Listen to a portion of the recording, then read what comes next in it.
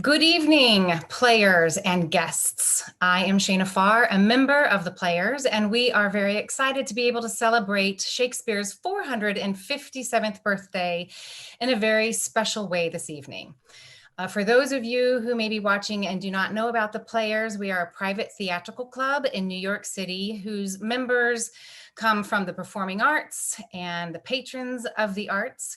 It was founded in 1888 by the great American actor Edwin Booth, who was known throughout for his portrayal of Shakespearean roles, especially Hamlet. Therefore, during the month of April, which is the Bard's birthday month, the club is usually filled with events focused around Shakespeare and rife with verse.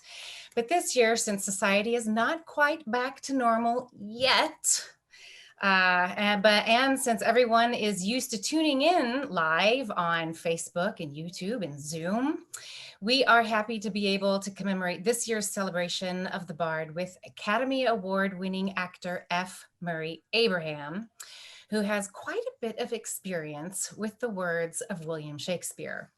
We also have with us John Andrews, president and founder of the Shakespeare Guild, who has brought us his wonderful series, Speaking of Shakespeare over the years, to the stage at the Players, with interviews with great actors and writers and directors. He is a well-known Shakespearean scholar, whose experience includes a decade as director of academic programs at the Folger Shakespeare Library in DC.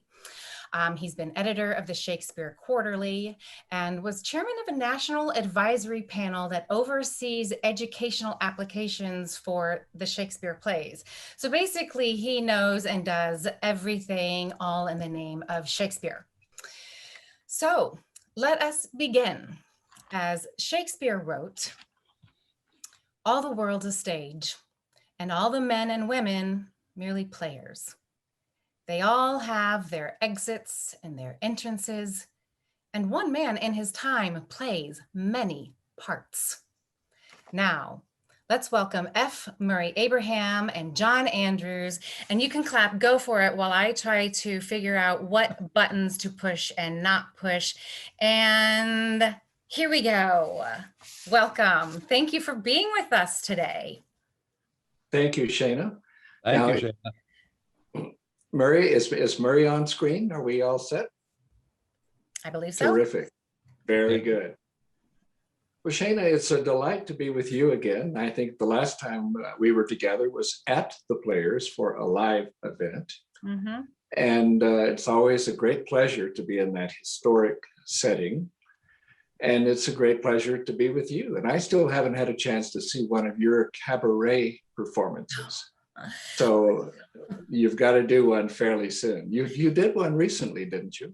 Yeah, well, we had a little celebration at the Players of Noel Coward's piano, now residing at the hall, in our great hall. And but when things start opening up, I plan to be somewhere very soon doing some sort of show.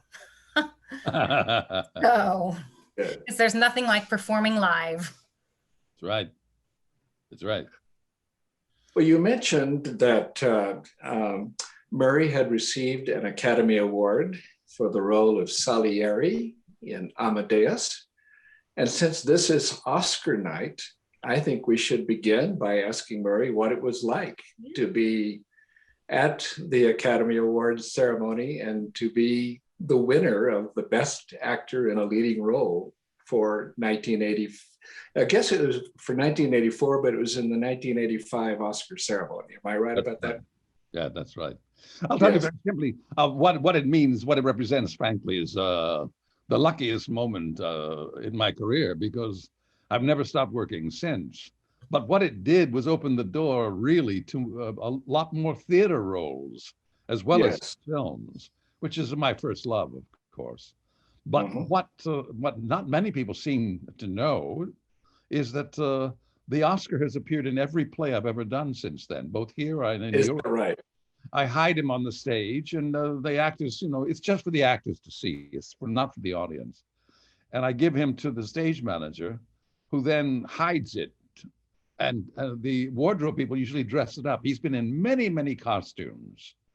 He's appeared as in a tutu. He's appeared as a surf bum. My point is, it's a life changer. It was nothing but a great stroke of luck.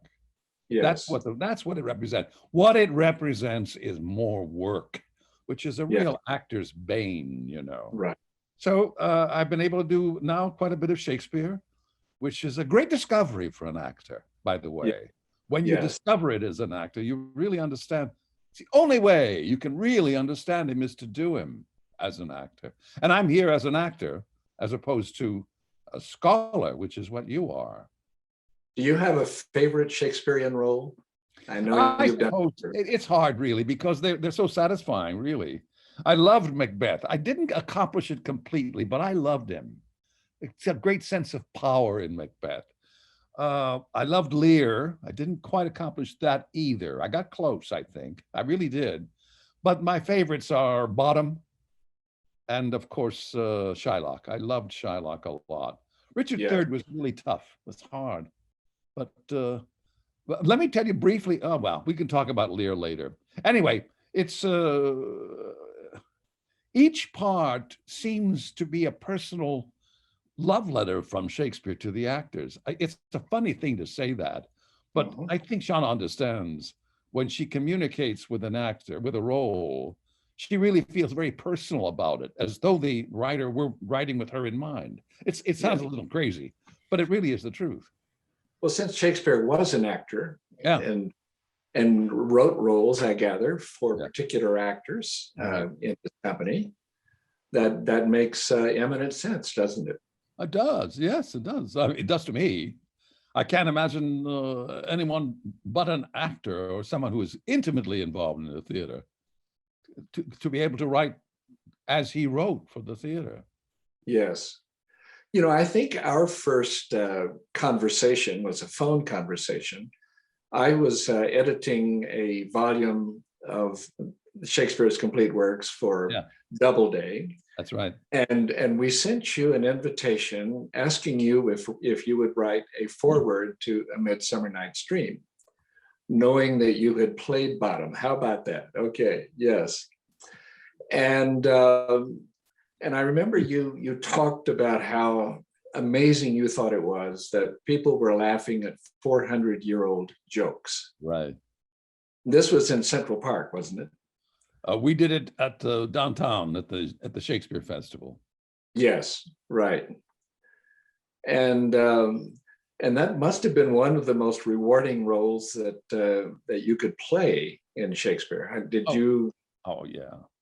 I'll tell you what I used to do. I wrote a little book about it, by the way, about that performance. Right, I remember that. And it's Faber and Faber published it, but in it I mentioned that when you're doing a role, when a dedicated actor is doing a role, he's captured by the part.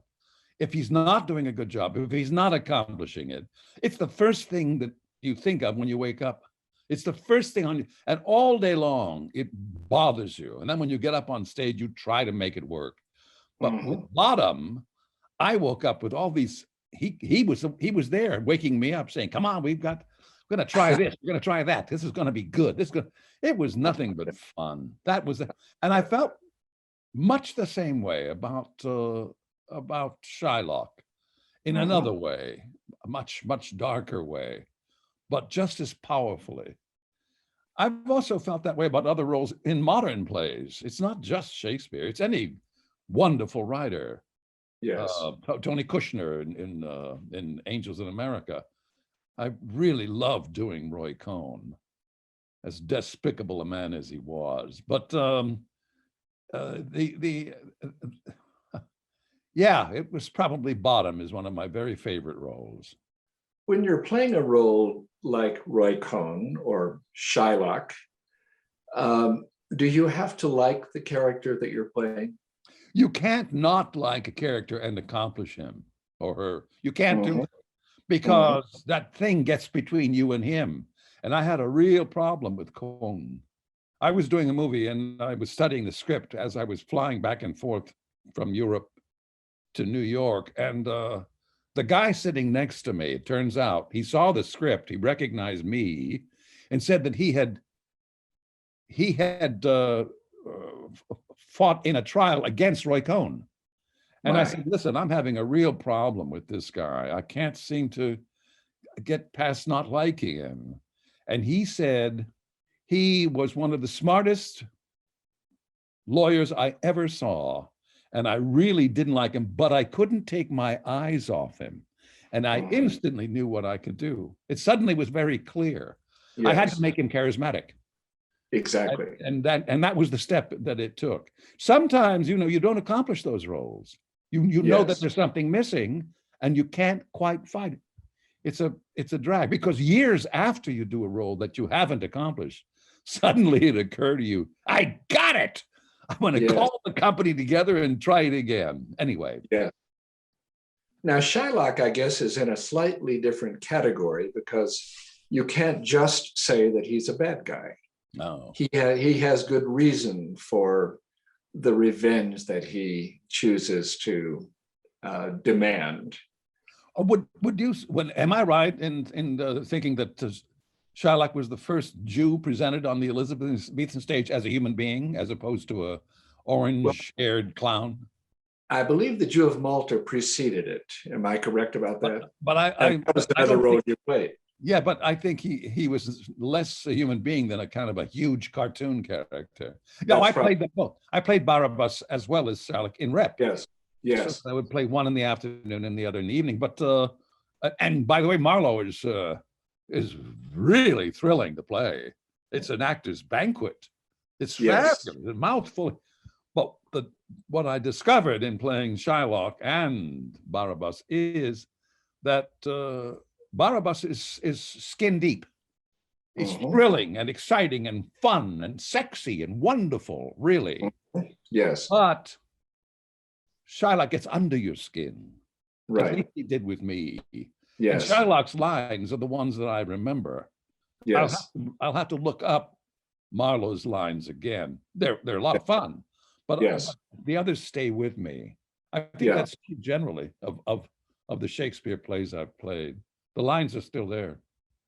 Was there one particular speech that for you told you everything you needed to know about Shylock and revealed him with complete clarity to the audience? There were two speeches. One is the great speech in the third act, but also there was a speech that's just as great, not as famous, in the trial scene.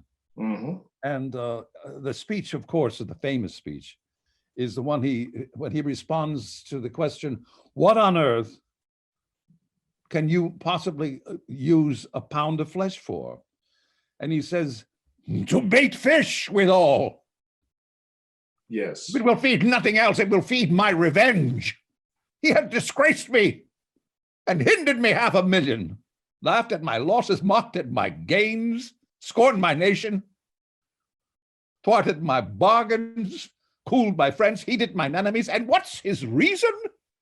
I am a Jew. There's not a Jew hands. There's not a Jew eyes, organs, dimensions, senses, affections, passions, fed with the same food, hurt with the same weapons, subject to the same diseases, cured by the same means, warmed and cooled by the same winter and summer as a Christian is. If you prick us, do we not bleed? If you tickle us, do we not laugh? If you poison us, do we not die?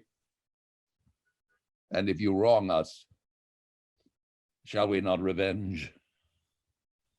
If we all like you in the rest, we will resemble you in that. If a Jew wrong a Christian, what is his humility? Revenge. If a Christian wrong a Jew, what should his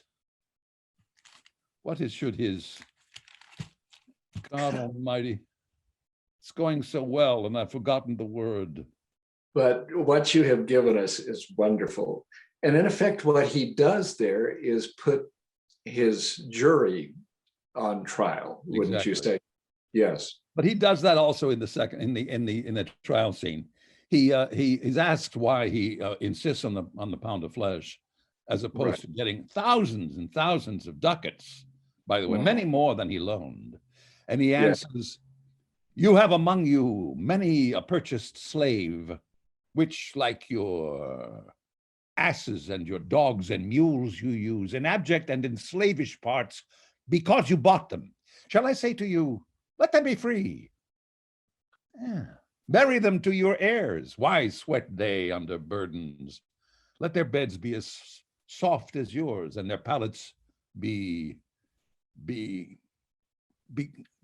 fed with such viands. You will answer, the slaves are ours. So do I answer you. The pound of flesh I demand of him is dearly bought. 'Tis mine, and I will have it. So what he is doing is again accusing the audience. Exactly. Now, there are some people who feel that this is a play that can no longer be performed. They regard it as anti-Semitic. What is your view on that? Is it a dangerous play to produce? Yes, it is a dangerous play. That's what makes it important to produce, because it does examine anti-Semitism, and it's definitely anti-Semitic. There's no question in my mind. But what it does is finally upend the idea of anti-Semitism, because he's a man. He proves that he's a man, and he's really treated very badly by the justice system, the not justice system in Venice.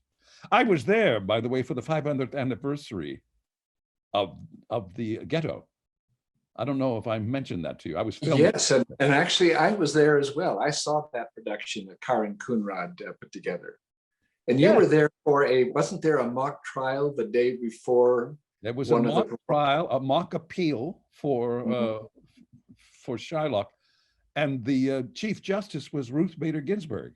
That must have been a great occasion. Well, her gondola broke down, and I invited her to join me in mine to take her to her hotel.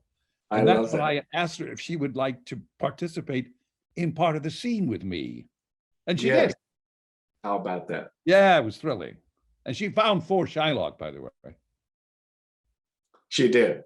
She did. She said, first of all, the lawyer for the defense is Portia, didn't have a license to practice law.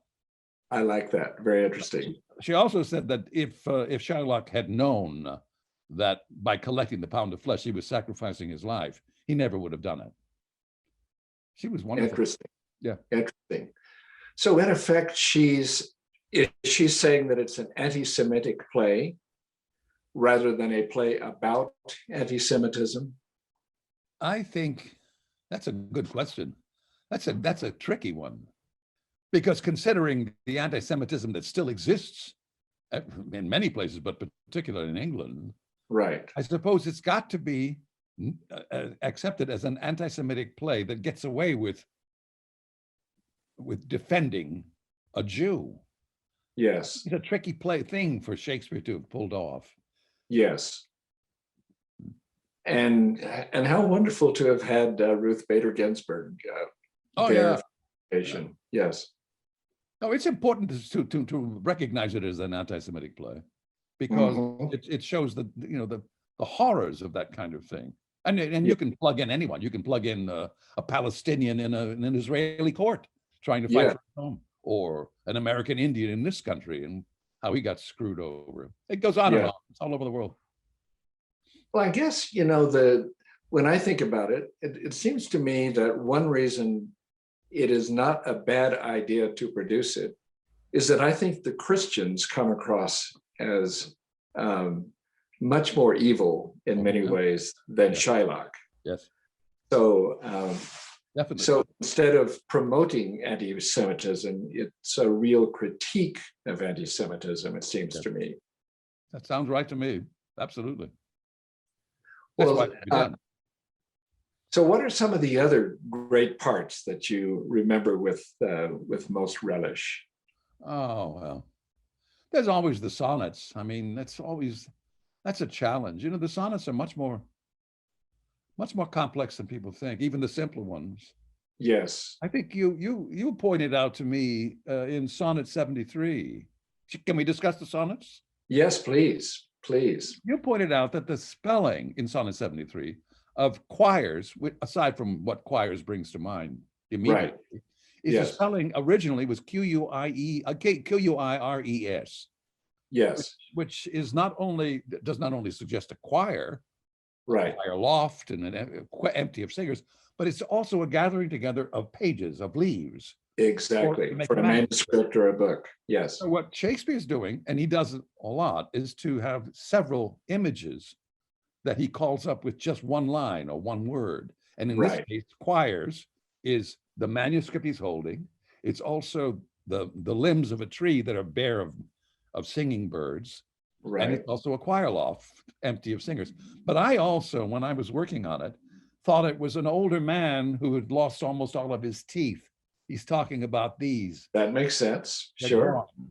And it's Yes. and it's where you sing from. So Right. it's one of the tricks that Shakespeare does. Can I do the sonnet? Please do. I love it. I love a lot of the sonnets. That time of year thou mayest behold. That time of year thou mayest in me behold, when yellow leaves or none or few do hang. I'm going to start this again. Please do. That time of year thou mayest in me behold, when yellow leaves or none or few do hang upon those boughs which shake against the cold. Bare ruined choirs, where late the sweet birds sang. In me thou seest the twilight of such day, as after sunset fadeth in the west, which blind by black night doth take away. Death's second self, that seals up all in rest. In me thou seest the glowing of such fire, as on the ashes of his youth doth lie. It's like the deathbed whereon it must expire, consumed with that which it was nourished by. This thou perceivest, which makes thy love more strong, to love that well, which thou must leave ere long. Yes. What Shakespeare does, beautiful. What Shakespeare does is tie in the couplet with the very first line when he uses, again, leaves in a different Exactly. sense. Exactly. Yes. He's tricky. It's a very rich sonnet, isn't it? And it's a little mini drama, isn't it? Oh yeah, well, that's how I approach all of each of the sonnets, as though it's a short little playlet. Yes. I'd like to do sonnet 15. Please do. Not done very often. It's also, it's not enough that Shakespeare writes, such beautiful stuff, but also he likes to play games with it. Yeah. In sonnet 15, there are a lot of sounds that he does in a couple of particular lines.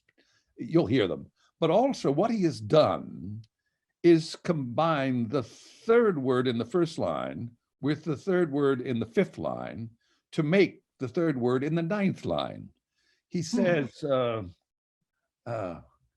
third word is consider, and he conflates that with perceive to make conceit. Fascinating.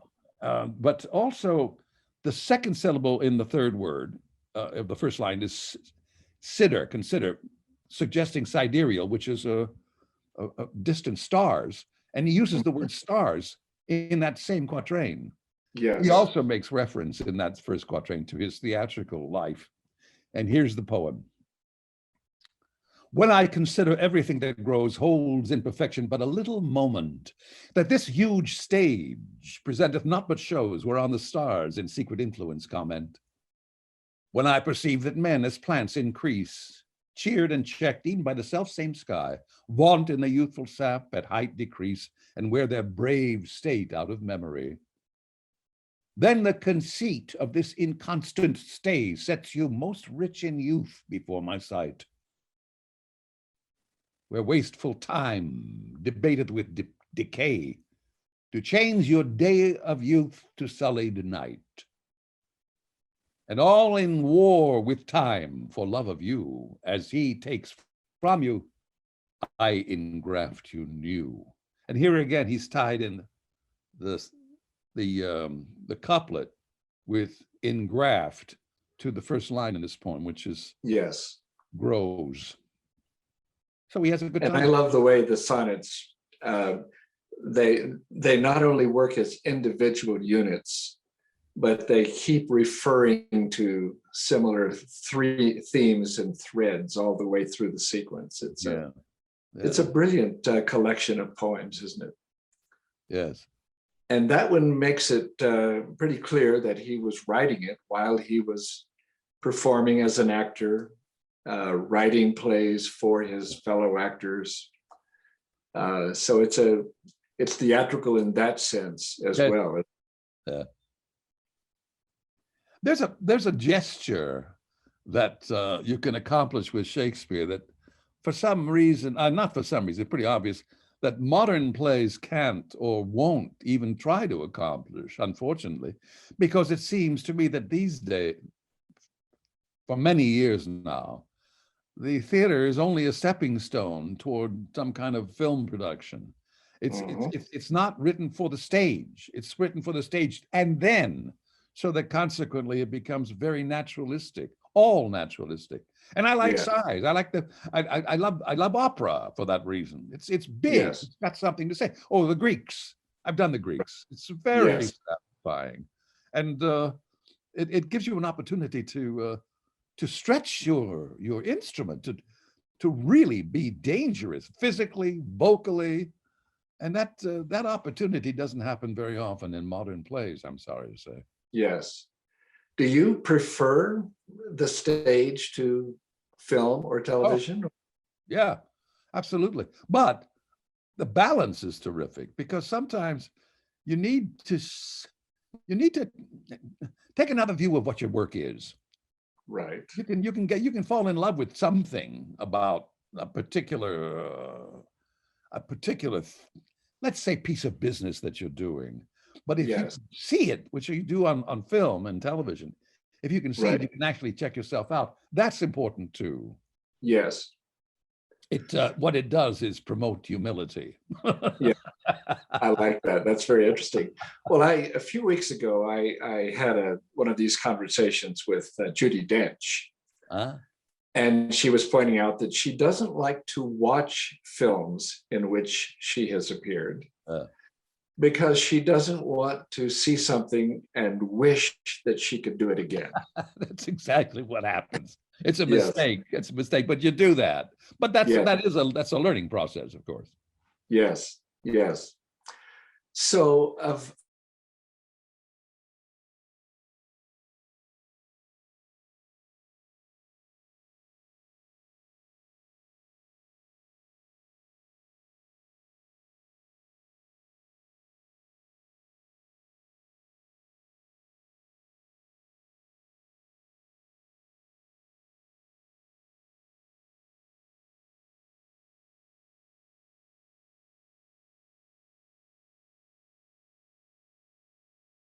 Is working backstage as a technician. were you really? Running lights. Oh, yes, in Stratford.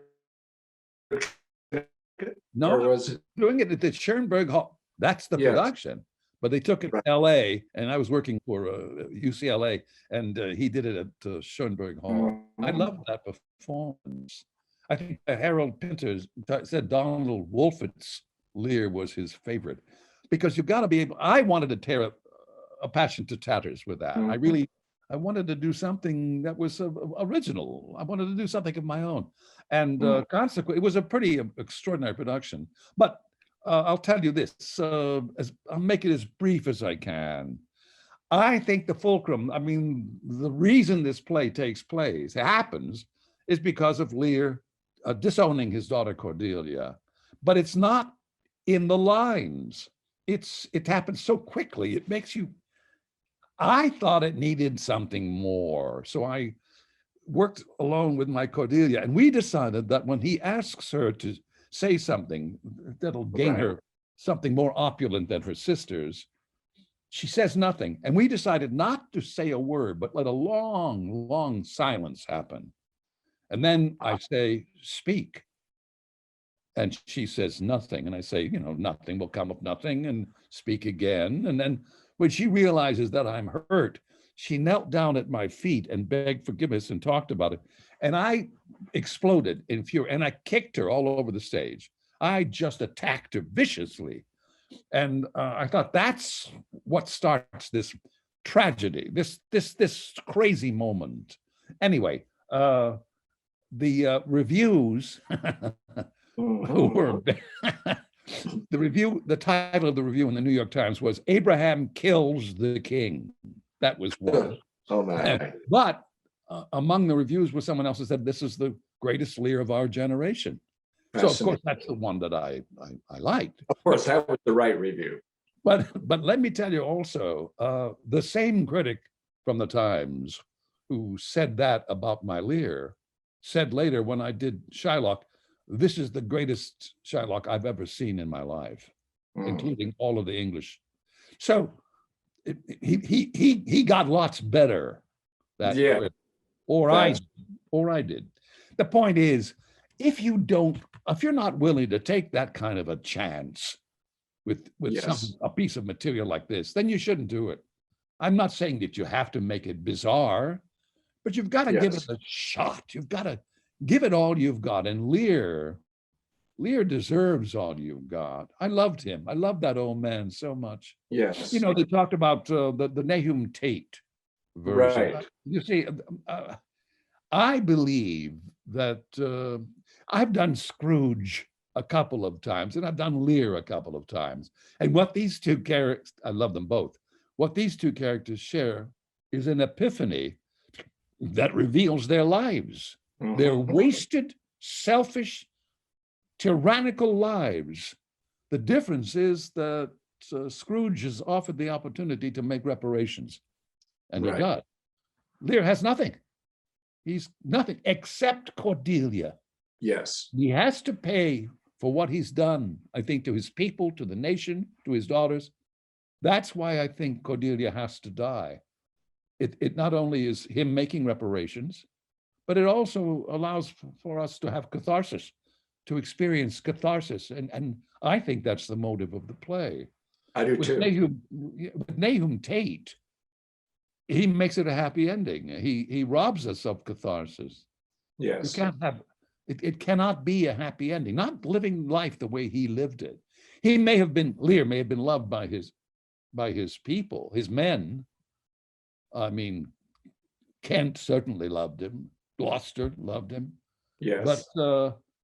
But he must have treated his people very badly in an offhand, selfish way. I'm sure he did. In the wonderful Russian film, when he's on the heath, it's not just him. It's a lot of people wandering around in this bleak landscape. That's what he has created. So when he says these wonderful, beautiful lines, how shall your houseless poor naked wretches, wheresoe'er you are, that bide the pelting of this pitiless storm, how shall your houseless heads and unfed sides, your looped and windowed raggedness defend you from seasons such as these? Oh, I have ta'en too little care of this. He's not talking only about the homeless. He's talking about his whole life. Yes. And with Nahum Tate, he's robbed of that experience. What?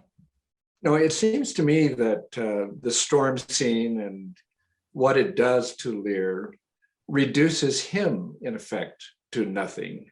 Yes. And he learns the value of nothing. You know, being reduced to almost childlike,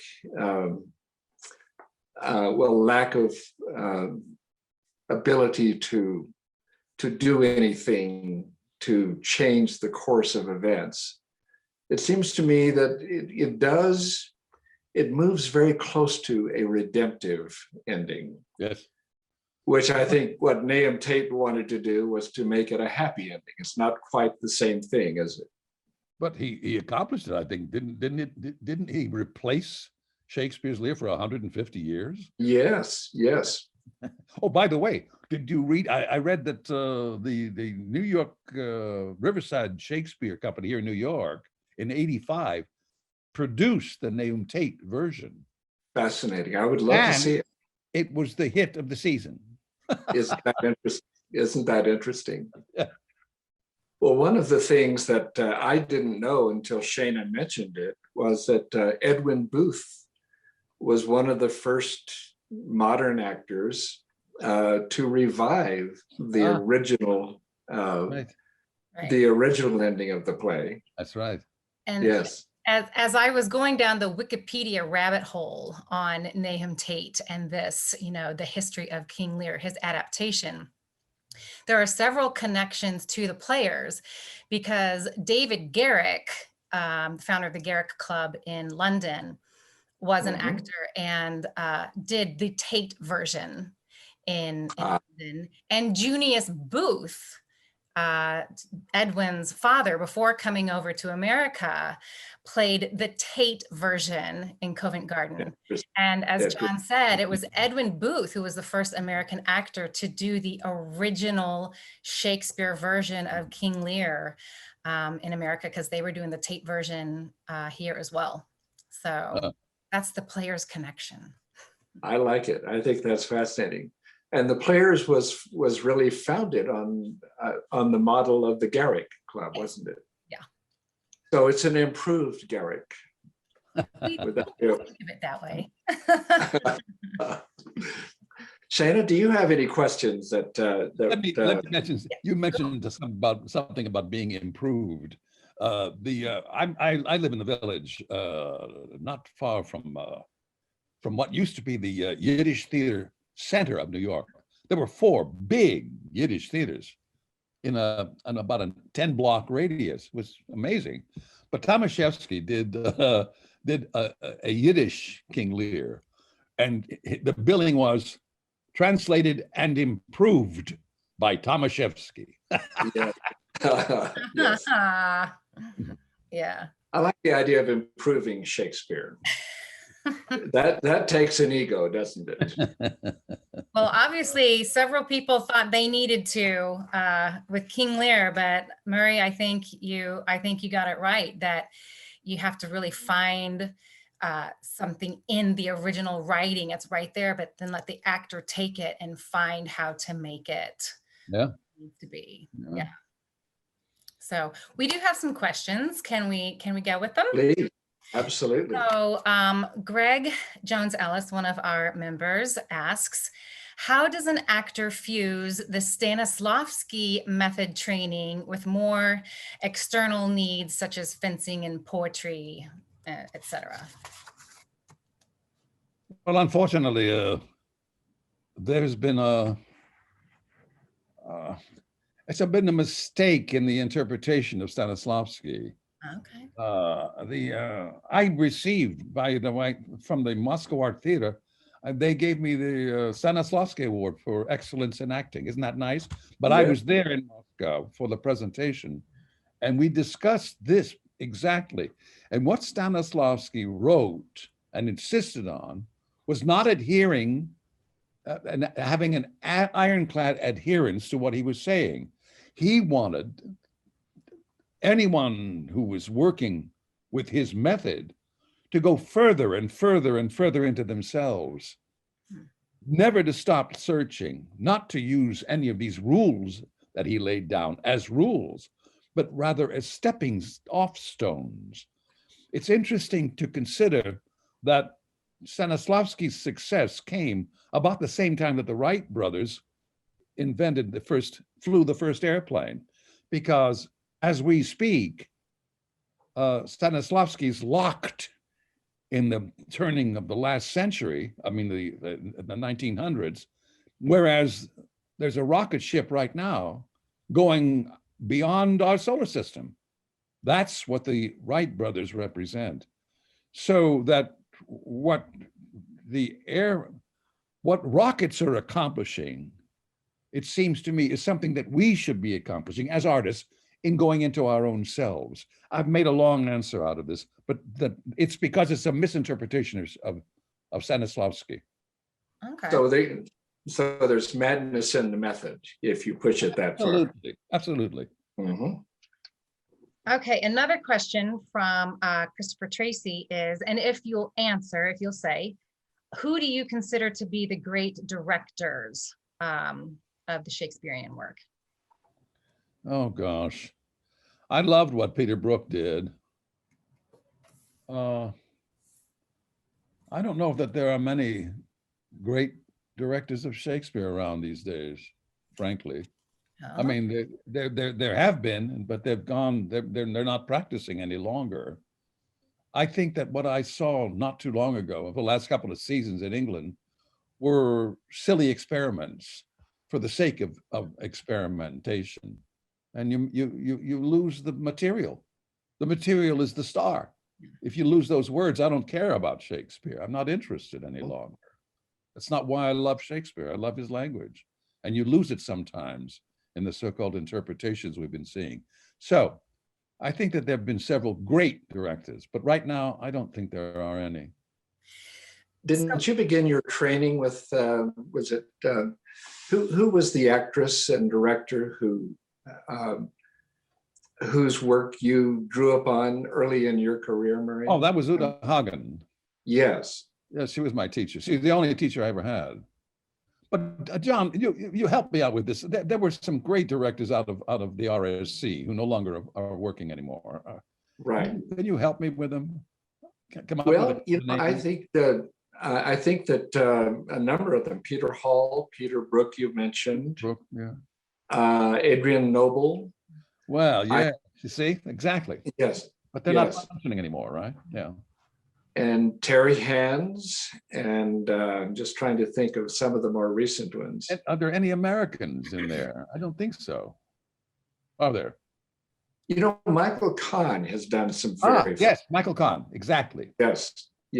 Yeah, I missed out on doing a Tempest with him. Damn it, I wasn't available. Shoot.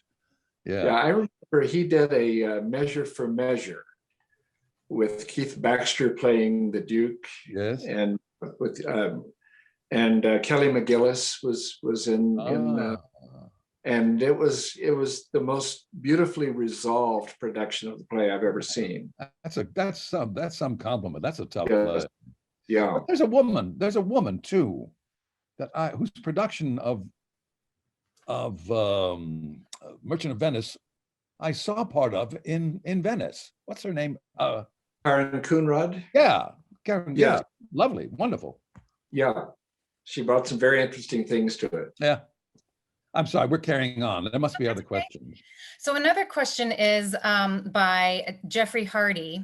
When you prepare for a Shakespearean role, do you really take the words and study the scansion, or do you kind of just go with the rhythm that you naturally feel in yourself? I start with the words. I start with the scansion. Absolutely. That usually is pretty clear. And then I let it take me where it will. Yeah. I trust Shakespeare a lot. Yeah, that's great. And somebody I think he knows what he's doing. Somebody else said, will you be playing Lear in New York City soon, please? That's nice, but I think that John and I are planning to do one in his backyard. Oh, in your backyard? Well, What? his bailiwick. Okay, I gotcha. In Santa Fe, yes. Yeah, I gotcha. Well, great. So you'll be doing it again. I want to do it one more time. Yeah, definitely. I want to kill the king again. Oh, they keep coming in. Let's see. Have you played Prospero? Well, Michael Kahn invited me to come down to Washington and do it, and I wasn't available, so he got somebody else. But no, I have never done Prospero. I did Caliban once. By the way, on the way, I live not far from the Public Theater where I was doing. I've done a lot of plays there, but was doing Lear, and the day of the reviews came out. You always know if the reviews are bad if your phone doesn't ring, and my phone wasn't ringing. So I was walking to work, and on the way, some stranger, a guy says, "Geez," this is a true story. "Did you read what so-and-so said about you?" I said, "No, I don't read the reviews for at least a couple of weeks." He says, "Boy, he really doesn't like you." Wow. Oh my goodness. Don't you love New Yorkers? Thank you. Now I got to do the show. Excuse me.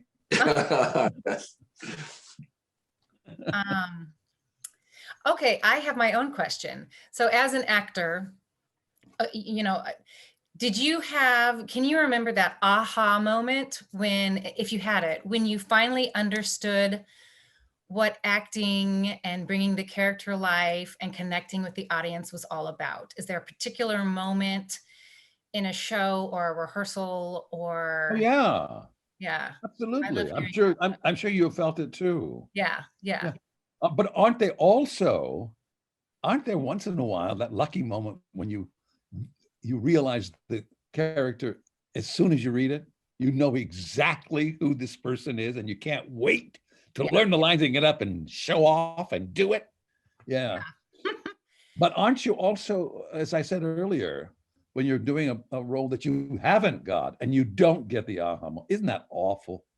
Isn't that a terrible feeling? I But mean, you're good enough. You've got the chops, and you can at least do a creditable job. But it's not satisfying, is it? well, then I think you just kind of give into the notion that you are going to give yourself to the character as much as you can and then just let it go. Yeah, You know, absolutely. that's, Yeah, yeah. yeah. Olivier, from what I hear, he used to be a god of mine. Olivier, he used to stand before a performance with his face up against the curtain while he was on stage, and he'd say, "You lucky bastards." I like that.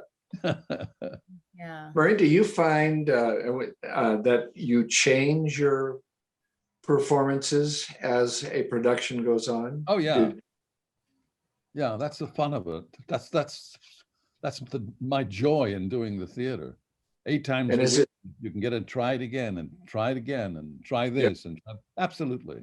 yeah, is And it changes me, by the way. that right? I change. Yes. When I was doing Macbeth, my wife couldn't sleep in the same bed with me. We have a place in the country, and so she's just made a bunch of stuff for me to thaw out and eat, and she took off. She said, "I can't stay here with you." I was having terrible time sleeping and Yes. writing, and Is, yeah, it really affects me. is there a Well, role? I think Oh, go ahead. I was going to say, doesn't Beckett say somewhere, fail, fail again, fail better? Well, Beckett, wow. Oh, speaking of Nahum Tate's ending to King Lear, I was thinking that ending is like bringing Godot in at the end of the play. I mean, Yes, you can't do that. But if you yes, did bring him in, who would it be? Who would you cast as Godot? Santa Claus, right? Wouldn't that sounds be a good. funny ending? Sounds good. Yeah, yeah. Norman Mailer said it was God.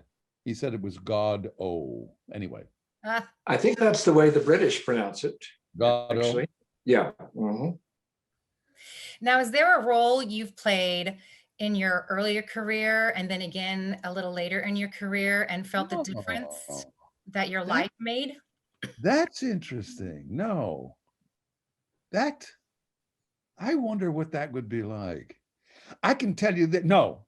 In the first place, I'm a little too old to be doing something I did 45, 50 years ago. But there's a story that Gielgud told about himself, another man I admire. Um, he said that his first great success was Hamlet, and he was in his early 20s, I think, not more than 25. And then years passed, and he was quite famous. He wanted to do it again because he was sure he'd be much better. He had learned so much more, and it was never as good as it was when he first did it. Hmm. It's as though what he carried with him at 23 or 24 was what supplied that Hamlet. He was doing things almost in spite of himself, in spite of uh, his acquired chops later on. So, no, I haven't. Okay. Interesting. I I have a do little this, feel-good though. story for you. Yeah. A number of years ago, I was putting together a 3-volume reference set, and one of the articles that I wanted included was one about Shakespeare and the modern actor. And Gielgud had written a piece for Shakespeare Survey, and I asked him if he would be willing to take that and update it adding some references to later performances. And he agreed to do that. And he sent me it was a Xerox copy of the original article with all kinds of little notes scratched in and with arrows pointing to various things. And then a very charming cover letter that had as a PS, "I'm so sorry I cannot type." So he wasn't perfect. I have an interesting question from Ralph Bulchins. He wants to know if you use different ways of communicating to foreign audiences or to those who aren't primarily English speaking. No. Okay. Well, I really trust my instincts. I'm a very technical actor, but I'm first of all an instinctive actor.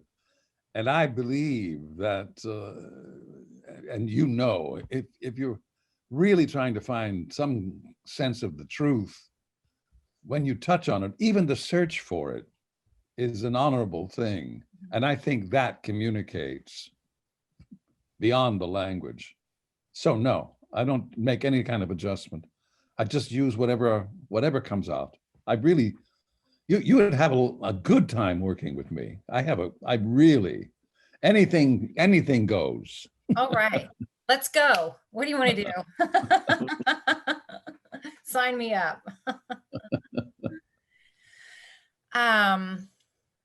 Let's see. I think there's another one here. Okay. Well, so I know you teach, right? Once in a while. Okay, so is this, hopefully I can read it. How would you help a student play a characteristic character? I don't know what that means. I don't know what that means either. There are lots of ways to rehearse and to discover things. Lots of ways. Yeah. And when I teach, I just we do a lot of improvisations. We do a lot of. We try to take the actor out of where they are, because in a class usually it's almost a constipated moment, when in fact everybody should really be supportive of each other. And I usually use other members of the company to physically help that actor, whether they are props or whether they're background, or it's got to be a concerted effort. Anything it takes to get you out of your head and into your heart. Eric, have you done any directing, Murray? Oh, we just classwork. I've never directed. Is that something you would like to try sometime? I would, but I like acting so much. I focus on that, but yes, I would like to. I better hurry. Would it be a Shakespeare? I don't think so. I think it would be a contemporary. I think I would like to do an original play. There's nothing more exciting. I mean, I love Shakespeare, but an original play is just, that's heaven. Yeah. Have you thought of writing a play? Oh gosh, I love good writing, and I know that I'm not a good writer. I'm trying to put together a book, and it's really hard. It's hard. Is that? Well, you know, you've written a lot of books. Yes. Susan Stamberg, when she had written an autobiography, said, "I hate writing. I love having written." That's great. Oh, by the way, did you know that John and I both have obies? Did you know that? Well, I know you did. I did not know this about John. No, I have. Mine is off Broadway. His is Order of the British Empire. Oh, yes. That yes. How impressive is that? Yeah. Pretty impressive. Okay, one more question. All right. Can you tell us about your most thrilling moment on stage, good or bad? Just the most thrilling moment. I'll tell you, it was one of my very first plays in New York. It was Terrence McNally. I was doing, it was a comedy. I loved comedy. It was a comedy, and it was a small theater up on 73rd Street. And in the middle of one of my routines, somebody started shouting from the audience. And I stopped and looked. I said, "What's going on? What is it?" "Oh, someone drunk." And someone behind him stood up and told him to sit down and be quiet. And then, of course, the play was broken at that time, at that moment. And I said, I was heading for a punchline when we got interrupted. So I'm going to go back. So I went back and I did the line, and then I did the punchline, and they laughed. And I said, "That was it." And they laughed again. Anyway, that's what the theater is for me. Yeah. And I remember that. I hadn't thought about that in a long time. But there was one time, too, in a Terrence McNally play on Broadway called The Ritz. And it took place in a steam bath, a men's steam bath. And toward the end of the play, some of the steam was coming out of the steam room. And somehow the people in the audience thought that it was a fire. They thought it was smoke. Oh, no. And I was upstairs off stage, and I heard a silence happen. And I looked out, and people were quietly leaving. Very quietly, just edging, standing up. And I stepped out and I shouted, I said, "Don't go anywhere. The play's almost over. There's no problem. Do you think I'd be standing here if there was a problem? Come back and sit down." And they did. I love it. There you have it. Have you seen the video of, I think there was a performance that Tom Hanks was giving in California. It was an open air theater, and I think there was a medical emergency of some kind. He was playing Falstaff, and so he had to cover while somebody was being carried out of the theater. Uh-huh. And he managed to improvise for about 10 minutes and keep everybody happy. My goodness. And then the play went on. I'll be damned. Yes. That's impressive. Yeah.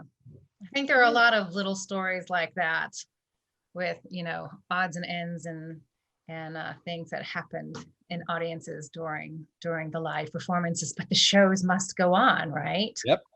Right. So I want to thank you, Murray, for being with us and having this conversation with us. I've enjoyed it. I've learned a lot. And we don't want to get taken over by people leaving to go watch the red carpet for the Academy Award. Oh, yeah, that's right. But you already have yours. Thank you for doing such a good job for killing Mozart. That was a wonderful movie, Amadeus. I really enjoyed it. Thank you. And so hopefully when we are back in the club, do this again, maybe up on our stage. Sounds good. You, John, and we will look forward to what lies ahead in the future when things start back up. Thanks a lot. Shana, I want you to play Portia and Cordelia. Oh, I like those. I can do those. Yes. Yeah. Thanks, John. Yeah. All right. Pleasure, John. Thank you. Players and guests, thanks for watching. And if friends were not able to watch, the video will be on several different platforms. We can let you know where. And thanks again. This was lovely. I'm going to make sure I stop all the right things. All right, let's wave goodbye. See ya. Thank you. Thank you so much. Thanks.